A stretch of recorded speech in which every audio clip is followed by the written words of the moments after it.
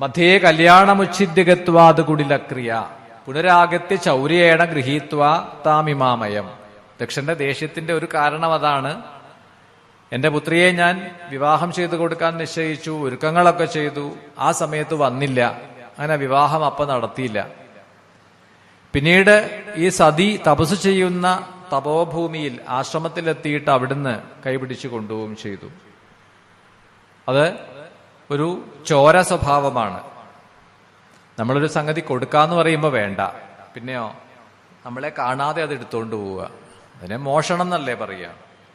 4 പേര് നോക്കി നിൽക്കെ 4 ആള് കാണുക കൈപിടിച്ചു കൊടുക്കാന്ന് പറഞ്ഞിട്ട് കേട്ടില്ല അയാള്, എന്നിട്ട് ആരും ഇല്ലാത്ത സമയത്ത് വന്ന് വിളിച്ചുകൊണ്ടും പോവുക. അതാണ് ചെയ്തത്. അതുകൊണ്ട് എനിക്ക് അംഗീകരിക്കാൻ കഴിയില്ല, എന്നെ വഞ്ചിക്കുകയാണ് ചെയ്തത്.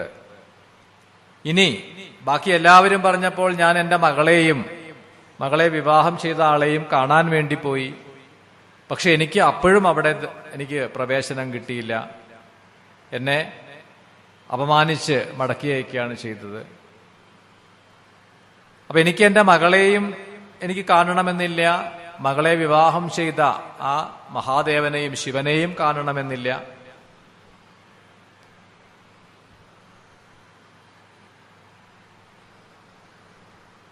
മറ്റൊരവസരത്തിൽ ഇപ്പൊ ബ്രഹ്മാവ് ഒരു യാഗം ചെയ്യവേ അവിടെ ദക്ഷൻ സന്നിഹിതനായിരുന്നു എന്നും ആ യാഗശാലയിൽ വെച്ച് ശിവന് രുദ്രന് ഹവിർഭാഗം കൊടുക്കുമ്പോൾ അതിനെ തടഞ്ഞു ദക്ഷൻ എന്നാണ്. ആ സമയത്താണ് നന്ദികേശ്വരൻ ശപിച്ചു ദക്ഷനെ എന്നാണ്. ഇതിപ്പോ വേറൊരു രീതിയിലാണ് നമ്മൾ ദക്ഷയാഗം കഥയിൽ ഭാഗവതത്തിലും ഒക്കെ കാണുക. എന്തായാലും യാഗസദസ്സിൽ വെച്ചിട്ടാണ്. അപ്പൊ ശിവന് രുദ്രന് യാഗഭാഗം കൊടുക്കരുത് എന്ന് പറഞ്ഞ് തടയുന്ന സമയത്ത് ആ ദക്ഷനെ നന്ദികേശ്വരൻ ശപിക്കുകയാണ്. ആരാണോ രുദ്രന് ഹവിസ് നൽകാതെ യജിക്കുന്നത് അവരുടെ ശിരസ് ഛിന്ന ഭിന്നമായി പോകട്ടെ, അങ്ങനെ ഒരു ശാപം നന്ദികേശ്വരൻ ചെയ്യുകയാണ്. എന്തായാലും അതിനുശേഷം പിന്നീട് യാഗങ്ങളൊന്നും നടക്കണില്ല. കാരണം നന്ദികേശ്വരന്റെ ഈ ശാപം നിലനിൽക്കണു. അപ്പൊ ദക്ഷനെ ഭയന്നിട്ടും നന്ദികേശ്വരന്റെ ഈ ശാപം കൊണ്ടും ആരും യാഗം ചെയ്യാതെയായി. അതുകൊണ്ടാണ് ഞാനിപ്പോൾ ഈ യാഗം ചെയ്യാൻ തീരുമാനിച്ചത്. രുദ്രനെ കൂട്ടാതെ, ശിവനെ കൂടാതെ ഈ യാഗം ചെയ്യാൻ പോകുന്നു. ഇപ്രകാരമൊക്കെ ദക്ഷന്റെ ആ വാക്കുകൾ കേട്ട് ദധീചി പറയുകയാണ്, മറുപടി പറയുകയാണ്. അധ്വരേശം മഹാദേവം മുക്ത്വ ദക്ഷ കൃതും ഭവാൻ കർത്തുമിച്ഛതി മോഹേന മഹദാ സർവശാസ്ത്രവിൽ ബ്രഹ്മാ വിഷ്ണു മുഖാൻ ദേവാൻ പശൂൻ സൃഷ്ട്വാ മഹേശ്വര കൽപ്പയിത്വാ സ്ഥിതിം തേഷാം സംഹരിഷ്യതി കാലത. ശിവനെ കൂടാതെ ദക്ഷ അങ്ങ് മായാമോഹം കൊണ്ടാണ് ഈ യാഗം ചെയ്യാൻ ആഗ്രഹിക്കുന്നത്. വാസ്തവത്തിൽ ആ മഹാദേവൻ, ആ ശ്രീപരമേശ്വരൻ ദേവന്മാരെ എല്ലാവരെയും പശുക്കളായി സൃഷ്ടിച്ചിട്ട് കാലം കൊണ്ട് സംഹരിക്കുകയും നിയന്ത്രിക്കുകയും ചെയ്യുന്ന ആളാണ്. ശിവപുരാണത്തിൽ പറയും, ദേവന്മാർ അസുര നിഗ്രഹത്തിനായിട്ട് അങ്ങൊരു വഴി കണ്ടെത്തണമെന്ന് പറഞ്ഞുകൊണ്ട് മഹാദേവനെ സമീപിക്കുന്ന സമയത്ത് ഭഗവാൻ പറഞ്ഞു, അങ്ങനെയാണെങ്കിൽ ഞാൻ പറയണത് നിങ്ങൾ അംഗീകരിക്കണം. എന്താണ് വേണ്ടത്? ദേവന്മാർ ചോദിച്ചു. ഭഗവാൻ പറഞ്ഞു, ഞാൻ നിങ്ങളെയൊക്കെ പശുപ്രായത്തിലാക്കി മാറ്റും ആദ്യം. അപ്പൊ അവർക്ക് സങ്കടമായി. പശുപ്രായം എന്ന് വെച്ച് കഴിഞ്ഞാൽ തനി മൃഗത്തിൻ്റെതായ അവസ്ഥ, ശരീരബോധമില്ല, വിവേകം ഇല്ല, വിവേകം നഷ്ടപ്പെട്ട, അജ്ഞാനം ബാധിച്ച, അവിദ്യ ബാധിച്ച ജീവനായിട്ട് മാറുക. അതാണ് പശുത്വം എന്നാണ്.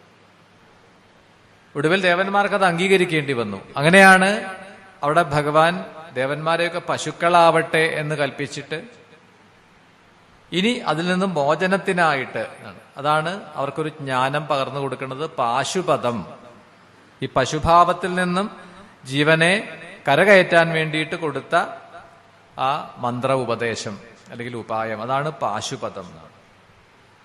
അപ്പൊ പശുക്കളായി കൽപ്പിച്ച് വീണ്ടും ആ പശുഭാവത്തിൽ നിന്നും അവരെ രക്ഷിക്കുന്ന ആളാണ്. അപ്പോൾ പശുഭാവത്തിൽ നിന്ന് നമ്മളെ രക്ഷിക്കാൻ വേണ്ടിയിട്ടാണ് നമ്മൾ പശുപതിയായിട്ടുള്ള ഭഗവാനെ, പശുപതിനാഥനായിട്ടുള്ള ഭഗവാനെ ഉപാസിക്കുന്നത്. ഇനി അങ്ങ് യാഗം ചെയ്യുമ്പോ ഹോമകുണ്ഡത്തിൽ കത്തിജ്വലിക്കുന്ന അഗ്നി എന്താണ്? ജാതവേദസ്. ആ അഗ്നിയുടെ ഭഗവാന്റെ മുഖത്തു നിന്ന് വരുന്നതാണ്. ശ്രീപരമേശ്വരന്റെ നേത്രത്തിൽ നിന്ന് ഒരു നേത്രം അഗ്നി നേത്രം തന്നെയാണ്. അവിടുത്തെ മുഖത്തുനിന്ന് വരുന്ന അഗ്നിയിലാണ് അങ്ങ് കൊണ്ടുപോയിട്ട് ഈ ഹവിസ് സമർപ്പിക്കുന്നത്. എന്നിട്ടാണ് പറയണത് ശിവന് യാഗഭാഗം കൊടുക്കില്ല. അപ്പൊ ഈ യജ്ഞം, ഏതൊരു യജ്ഞം എവിടെ നടന്നാലും അതിന്റെ യജ്ഞകർത്താവ്, അതിന്റെ രക്ഷകൻ ഒക്കെ ആ മഹാദേവൻ തന്നെയാണ്. ഇനി അങ്ങനെ അല്ലാതെ മറ്റൊരു യജ്ഞേശൻ ഉണ്ടോ? ഇല്ല. അപ്പൊ സകല ദേവന്മാർക്കും, ബ്രഹ്മാവിനും വിഷ്ണുവിനും ഇന്ദ്രാദി ദേവന്മാർക്കും ഒക്കെ ലഭിച്ചിട്ടുള്ള ഐശ്വര്യവും ശിവൻ തന്നെ നൽകിയതാണ്. തനിക്കൊന്നും ആവശ്യമില്ല. അതാണല്ലോ ശിവന്റെ അടുത്ത് എന്താ ഉള്ളത്? ഒന്നുമില്ല, ഒരലങ്കാരമില്ല. നമ്മൾ ആകെ ശിവന് ചാർത്തണത് ഒരു കൂവളമാലയാണ്. എന്ത് ഭംഗിയാ അതിനുള്ളത്? ഒരലങ്കാരവും വേണ്ട. എപ്പോഴും ഇങ്ങനെ ആർദ്രതനുവായി നനഞ്ഞ ശരീരവുമായിട്ട് ഈ എപ്പോഴും ഇങ്ങനെ അഭിഷേകം ചെയ്തും ധാര ചെയ്തും എപ്പോഴും ശരീരം ഇങ്ങനെ നനഞ്ഞിട്ടിരിക്കുകയാണ്. ഒരലങ്കാരവും ഇല്ല. അഭിഷേകം ചെയ്യേണ്ടത് പോലും അല്ലെങ്കിൽ ധരിക്കേണ്ടത് പോലും വെറും ഭസ്മമാണ്. അപ്പൊ തന്റെ ഭൗതികമായതിനെ മുഴുവനും പ്രദാനം ചെയ്യുന്ന ആളാണ് ശിവൻ. അതുകൊണ്ടാണ് ശിവന്റെ ഏറ്റവും വലിയ ഭക്തനെ ആരെന്ന് വിളിച്ചു? കുബേരൻ എന്ന് വിളിച്ചു. വിഷ്ണു ഭക്തനോ കുചേലനുമാണ്. അല്ലേ? തെറ്റിദ്ധരിക്കരുത്. ശിവന്റെ ഭക്തനെ ഭഗവാൻ തന്നെ, ശിവപുരാണത്തിൽ പറയും, മഹാദേവൻ തന്നെയാണ് കുബേരനാക്കിയത്. കുവേരനാണ്, കുൽസിതമായ വേരത്തോടു കൂടിയവൻ. വേരം എന്ന് പറഞ്ഞാൽ അംഗം. കുൽസിതമായ വേരം എന്ന് പറഞ്ഞാലോ വികലമായ അംഗം, ഹാൻഡിക്യാപ്ഡ് എന്ന് നമ്മൾ പറയും. അംഗവൈകല്യമുണ്ട് കുബേരൻ എന്നാണ്. കുബേരന്റെ ഒരു കണ്ണിന്റെ കാഴ്ചയില്ല. ശിവപുരാണത്തിൽ ആ കഥ പറയുന്നുണ്ട്. പാർവതീ പരമേശ്വരന്മാര് ദർശനം നൽകുമ്പോ ആ ഭഗവാന്റെ പ്രഭ കൊണ്ട്, തീക്ഷ്ണമായിട്ടുള്ള പ്രകാശം കൊണ്ട് ഒരു കണ്ണ് തുറക്കാൻ പറ്റാതെ ആയിപ്പോയി എന്നാണ് കുബേരന്. അത് കണ്ട പാർവതീദേവിക്ക് ഇത്തിരി നീരസം തോന്നിയെന്നാണ്. ഈ അടച്ചു പിടിച്ചിരിക്കണം നിന്റെ കണ്ണ് എന്നും അങ്ങനെ ആയി പോട്ടെ എന്നൊരു ശാപവും കൊടുത്തു. അപ്പോഴാണ് ഭഗവാൻ പറഞ്ഞത്, ദേവി ശപിക്കേണ്ടിയിരുന്നില്ല. എന്തായാലും ദേവിയുടെ ശാപം ഇനി നീക്കണ്ട. അയാൾക്ക് ദേവി കൊടുത്ത ശാപം ഒരു അലങ്കാരമായിട്ട് മാറട്ടെ. അങ്ങനെയാണ് ഒരു കണ്ണിന്റെ കാഴ്ച നഷ്ടപ്പെട്ട ആളാണ് കുബേരൻ. ഒരു കണ്ണിന് കാഴ്ചയില്ലെങ്കിൽ എന്താ അല്ലേ? ഇട്ടുമൂടാനുള്ളതുണ്ടല്ലോ. നമ്മൾ ചിന്തിക്കുക അങ്ങനെയാണ്. കാഴ്ചയിലൊന്നും ഇപ്പൊ വലിയ കാര്യമൊന്നുമില്ല. അവന്റെ കയ്യില് തുട്ടുണ്ട്, ദമ്പടി ഉണ്ടോ, നമ്മൾ അവനെ പൂജിക്കും.